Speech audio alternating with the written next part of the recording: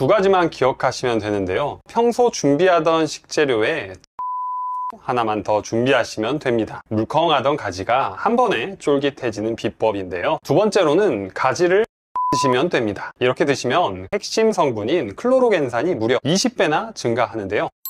여름이 제철인 가지는 물컹물컹한 식감으로 호불호가 있는 반찬인데요.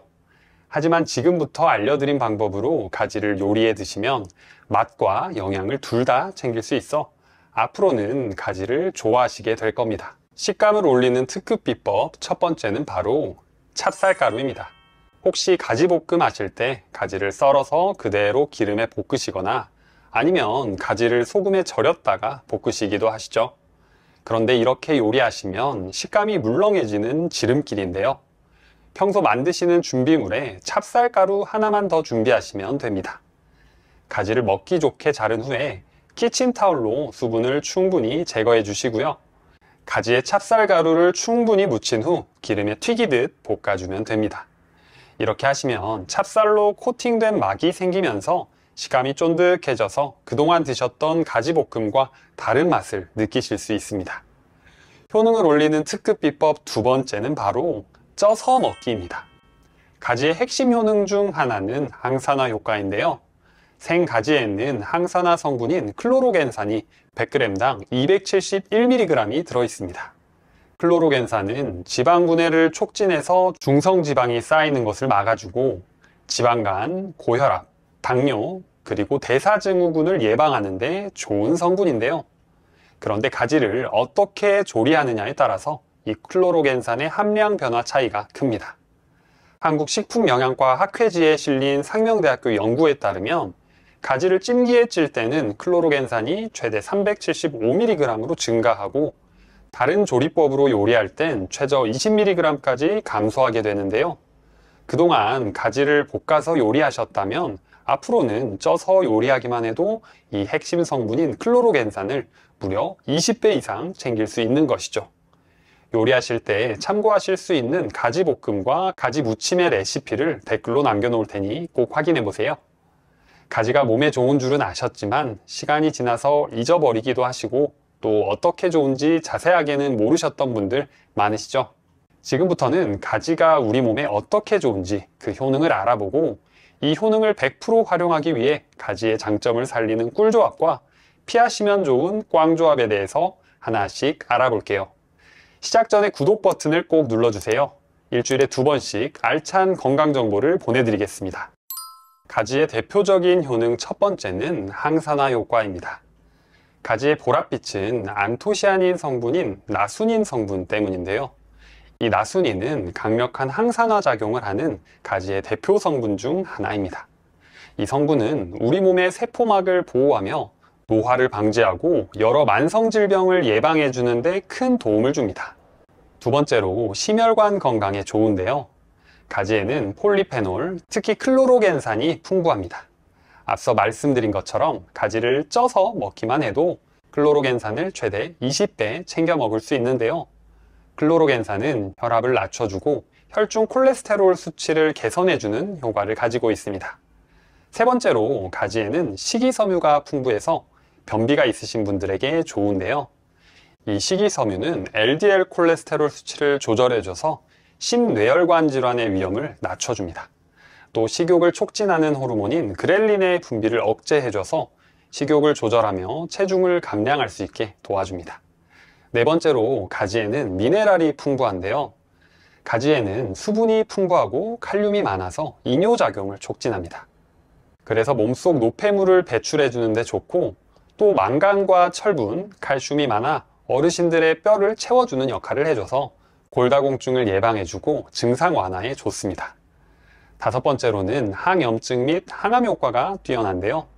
가지의 보라색은 안토시아닌이라는 성분이 함유되어 있어서인데요. 이 안토시아닌은 대표적인 화학적 암 예방제입니다. 각종 실험과 연구를 통해 확인한 결과 안토시아닌은 암세포를 성장시키는 조절인자를 억제하고 암이 스스로 죽게끔 유도한다고 밝혀졌는데요. 서울대병원 이윤봉 교수는 특히 항암 효과가 증명된 성분들은 건강보조제보다는 천연식품을 통해 섭취하는 것이 훨씬 효과가 큰 것으로 연구된다고 이야기합니다. 혹시 집안에 암 가족력이 있어서 건강관리에 신경을 써야 하시는 분들이 계시다면요, 평소 식단에 가지를 추가하는 것만으로도 암 예방에 큰 효과를 낼 수 있습니다.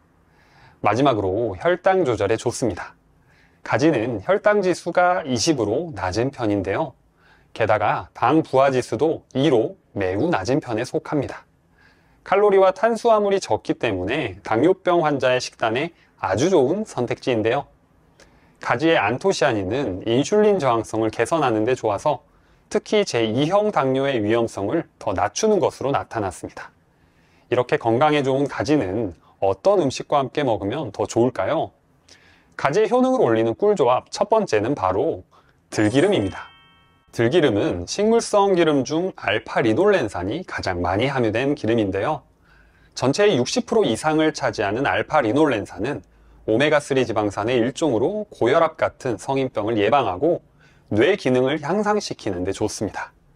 농촌진흥청에 따르면 이 알파리놀렌산이 뇌 동맥막힘에 의한 사망과 뇌졸중을 예방하고 심혈관 질환에서 혈압 강화 효과를 보인다고 밝혔는데요, 이 들기름을 가지와 함께 먹으면 가지의 영양 성분을 지킬 수 있습니다.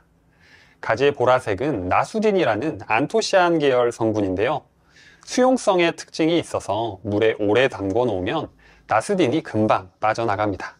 그래서 기름을 이용해서 가지 표면에 기름막을 형성시키면 나수딘이 빠져나가는 걸 막아줍니다. 또 가지의 영양소가 대부분 지용성이기 때문에 가지 무침 등 요리 마무리에 들기름을 한번 둘러주시면 좋습니다. 가지의 효능을 올리는 꿀조합 두 번째는 바로 토마토입니다. 토마토는 미국 타임지가 선정한 10대 슈퍼푸드 중 하나로 라이코펜이라는 항산화 성분이 많고 비타민C, 칼륨, 식이섬유 등의 영양소가 풍부합니다. 라이코펜은 암 예방 효과가 탁월하고 노화 방지와 혈압 조절의 효능이 있어 우리 부모님들이 드시면 아주 좋은데요, 특히 토마토의 라이코펜은 생으로 드실 때보다는 기름에 익혀서 먹으면 체내 흡수율을 높여줍니다. 열을 가하면 토마토의 세포벽이 허물어지면서 라이코펜이 잘 나오기 때문이죠. 이때 토마토를 가지와 함께 드시면 왜 좋냐면요, 앞서 설명드린 것처럼 가지의 나수딘이 잘 흡수되기 위해서, 그리고 지용성 영양소를 잘 챙기기 위해서 가지와 기름이 꿀조합이라고 말씀드렸잖아요. 토마토의 라이코펜 역시 기름과 함께 섭취하면 흡수율이 최소 4배에서 9배까지 더욱 증가하게 됩니다. 그리고 두 식재료가 잘 어울려서 프랑스에서는 가정식으로 라타투이라는 음식이 있는데요, 가지와 토마토, 호박, 피망 등을 올리브유에 볶아서 만드는 음식입니다. 그리고 토마토 가지 볶음으로 만들어 드셔도 잘 어울리는데요, 이 레시피는 댓글로 남겨 놓을게요. 가지의 효능을 올리는 꿀조합 세 번째는 바로 돼지고기입니다. 삼겹살부터 목살까지 아주 다양하게 먹는 돼지고기는 비타민 B1이 풍부해 피로 회복에 좋고 철이 많이 함유돼 있어 빈혈이 있는 사람에게도 좋습니다. 또 몸속 노폐물 배출이나 중금속 해독에도 효능이 있다고 알려져 있는데요, 비타민 F가 많아 뇌질환 억제와 치매 예방에도 좋은 작용을 합니다. 그리고 돼지고기에는 필수 지방산인 리놀렌산이 풍부해서 동맥경화나 성인병 예방에도 아주 좋습니다. 이런 돼지고기를 가지와 함께 드시면 좋은데요, 비타민 E가 풍부한 가지는 돼지고기와 함께 요리하면 영양 흡수율을 높여주고 또 가지에 부족한 지방과 단백질을 돼지고기가 보충해 줄 수 있어 영양소를 상호 보완해주는 좋은 조합입니다. 삼겹살을 구워 먹을 때 가지를 양파처럼 구워 먹으면 간단하게 먹을 수 있고요, 돼지고기 가지볶음으로 만들어 드시면 한 끼 반찬으로 간단하게 만들어 먹을 수 있습니다. 자세한 레시피는 댓글로 확인해 주세요. 가지의 효능을 올리는 꿀조합 네 번째는 바로 파프리카입니다. 파프리카는 생으로 먹어도 맛있고 요리에 활용하면 다채로운 색으로 눈과 입맛을 사로잡는 식재료인데요, 재밌게도 파프리카는 색상별로 효능이 조금씩 다르다는 거 알고 계셨나요? 우선 빨간색 파프리카는 비타민C, 비타민 E, 칼륨이 풍부하고 라이코펜이 많이 들어있어 항산화 효과에 특화되어 있습니다. 주황색 파프리카는 베타카로틴이 풍부해서 눈 건강에 좋은데요, 이 베타카로틴은 비타민 A로 전환되면서 야맹증도 예방해줍니다. 그리고 노란색 파프리카에는 혈액 응고를 막는 파라진 성분이 많은데요, 그래서 고혈압, 뇌경색, 심근경색 등 혈관 질환을 예방해 주는데 아주 탁월합니다. 그럼 파프리카와 가지를 함께 먹으면 어떻게 좋을까요? 바로 가지에 없는 일부 비타민과 미네랄을 파프리카가 보충해 주면서 균형 있게 영양소를 섭취할 수 있게 해줍니다. 또 각기 다른 항산화 성분을 통해 항산화 능력이 배가 될 수 있게 해줍니다. 가지와 파프리카를 활용해서 파프리카 가지볶음을 해 드시면 정말 맛있는데요. 이 레시피도 댓글로 확인해 주세요. 이렇게 좋은 여러 가지 꿀조합이 있는 반면에 조심하셔야 하는 꽝조합도 있는데요. 첫 번째는 바로 가지를 생으로 드시는 것입니다. 대체로 가지는 요리해서 많이 드시지만 사실 시골에서 생활해 보신 분들이라면 작고 어린 가지의 경우 부담 없이 생으로 드셔보신 분들 있으실 거예요. 혹시 드셔보신 분들 중에 아린 맛을 느끼고 속이 안 좋거나 배탈이 나고 어지러웠던 적 없으셨나요? 이건 바로 가지 속의 솔라닌이라는 성분 때문인데요. 이 성분은 감자싹에서 가지고 있는 독성과 같아서 많이 들어보셨을 거예요. 솔라닌은 독성 때문에 잘못 섭취하면 위경련, 복통, 현기증처럼 식중독 증상이 나타날 수 있어 주의하셔야 하는데요. 최근 집에서 여러 가지 야채와 과일을 함께 갈아서 건강 주스를 직접 해 드시는 분들 많으시죠? 가지만큼은 절대 다른 채소나 과일과 함께 생으로 갈아서 드시지 않는 게 좋습니다. 이 솔라닌은 열을 가하면 자연스럽게 파괴되기 때문에 당연하지만 가지는 꼭 익혀서 드세요. 조심하셔야 하는 꽝조합 두 번째는 바로 알레르기입니다. 여러분, 가지를 먹고 입술이나 입안이 조금이라도 가렵고 붓는 경우 있으셨나요? 혀뿐만 아니라 입천장과 목도 가려워지는데요. 가지를 먹고 간혹 구강 알레르기 증후군이 일어날 수 있습니다. 심한 경우 기침과 호흡곤란 같은 호흡기 증상을 동반하게 되는데요. 가지는 히스타민이 많은 음식 중 하나입니다. 그렇다면 히스타민은 무엇일까요? 이것은 우리 몸의 면역세포가 가지고 있는 화학 물질 중 하나인데요. 바로 알레르기나 염증에 관여하는 성분입니다. 이 히스타민이 과다하게 분비되면 혈관이 확장되면서 열이 나고 부어오르는 증상이 나타나면서 우리가 흔히 알고 있는 알레르기 증상을 겪게 되는 거죠. 이런 히스타민이 많은 음식들이 몇 가지 더 있는데요. 첫 번째로는 등푸른 생선과 육류입니다. 참치나 고등어, 삼치, 꽁치, 돼지고기가 있는데요. 특히 내장을 제거하지 않은 생선류에서는 신선도가 떨어지면 히스타민이 2배 이상 많아지게 됩니다. 그리고 과일과 채소 중에서는 시금치, 가지, 토마토, 땅콩 등이 있습니다. 음식을 먹고 조금이라도 알레르기 증상이 나타나면 내가 무엇을 먹고 몸이 반응했는지 꼭 체크하고 그 음식은 꾸준히 조심하시는 게 필요합니다. 그리고 현재 알레르기 질환 때문에 항히스타민제를 드시고 계신다면 히스타민이 많이 함유된 음식은 조금 덜 드시는 게 좋습니다.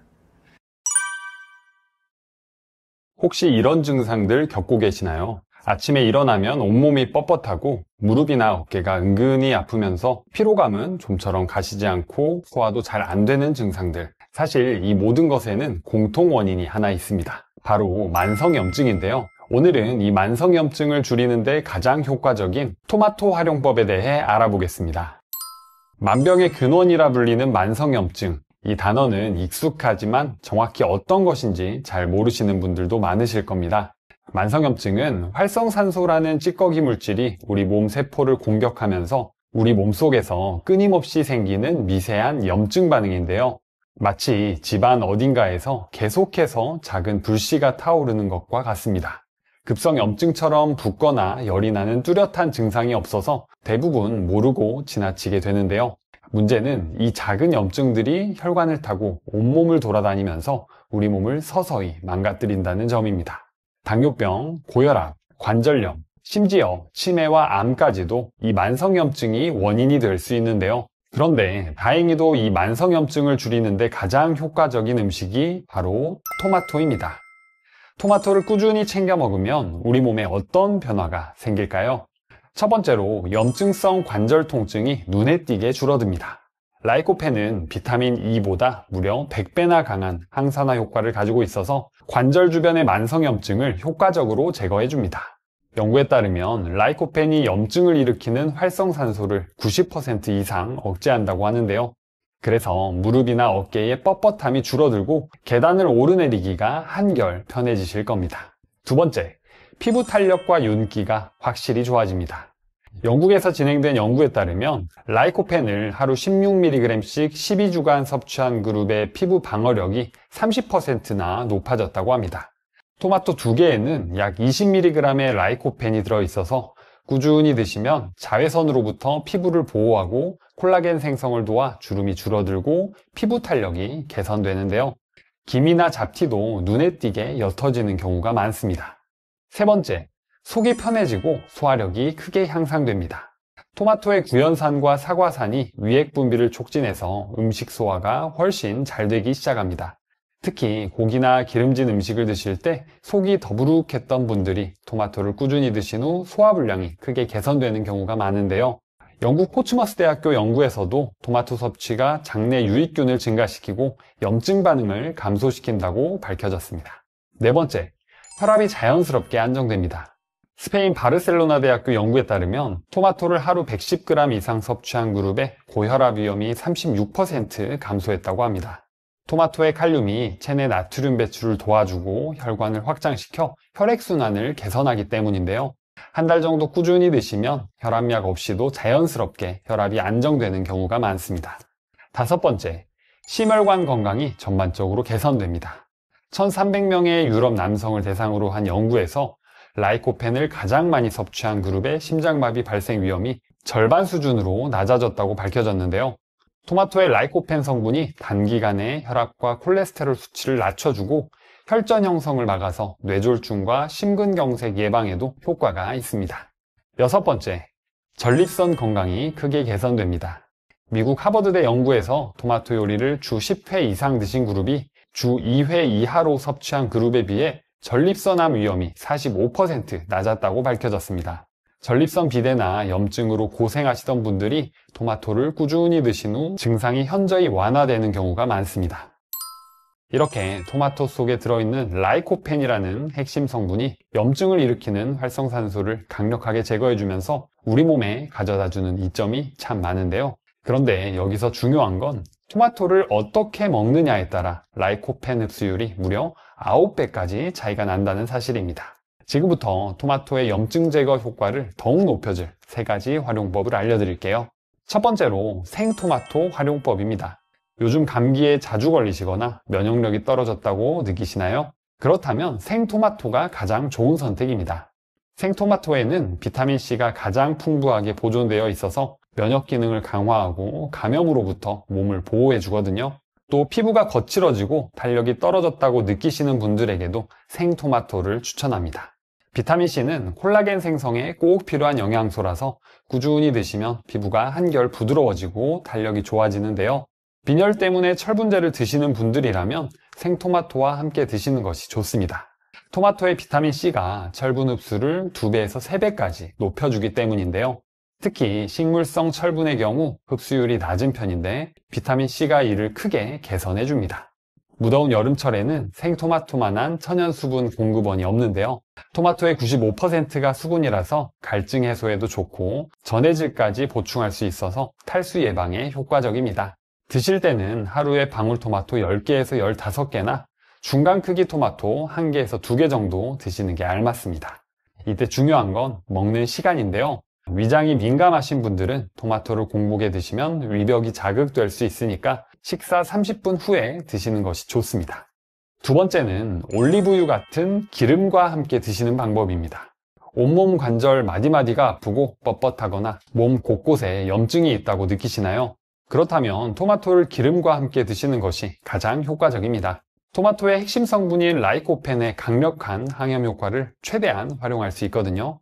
특히 무릎 관절염이나 류마티스 관절염 같은 만성 염증성 질환이 있으신 분들께 추천합니다. 심혈관 건강이 걱정되시는 분들도 이 방법은 좋은데요. 라이코펜이 혈관 내 염증을 줄이고 혈전 생성을 억제해서 심장마비나 뇌졸중 위험을 크게 낮춰줍니다. 그래서 고혈압이나 콜레스테롤 수치가 높으신 분들께 특히 좋습니다. 남성분들 중 전립선 건강이 걱정되시는 분들께도 이 방법을 추천드리는데요. 전립선암 예방은 물론 전립선 비대증 개선에도 도움이 됩니다. 그래서 50대 이후 남성분들께는 꼭 필요한 섭취법이기도 합니다. 각종 암 예방 효과를 최대한 보고 싶으신 분들도 기름과 함께 드시는 것이 좋은데요. 라이코펜이 암세포의 성장을 억제하고 DNA 손상을 막아주기 때문입니다. 연구에 따르면 기름과 함께 먹으면 라이코펜 흡수율이 무려 9배까지 높아집니다. 드실 때 가장 간단한 방법은 올리브유를 살짝 뿌려 드시는 건데요.